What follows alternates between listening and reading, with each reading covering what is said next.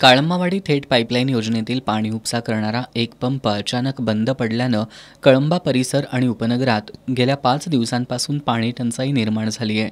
Sambhajinagar, जोशीनगर, ITI, Kalamba कारागृह, LIC colony, Dattanagar, वसंत park या परिसरात महापालिकेनं टँकरचीही व्यवस्था केली नसल्यामुळं बुधवारी रात्री 8:30 वाजता संतप्त नागरिकांनी तपोवन मैदानाजवळ रस्ता अडवून ठिय्या आंदोलन केलं। पाण्याच्या रिकाम्या भांड्यांसह महिलांनी रस्त्यावर ठिय्या मारत जोरदार घोषणाबाजी केली। या आंदोलनामुळे कोल्हापूर गारगोटी राज्य महामार्गावरील वाहतूक ठप्प झाली होती।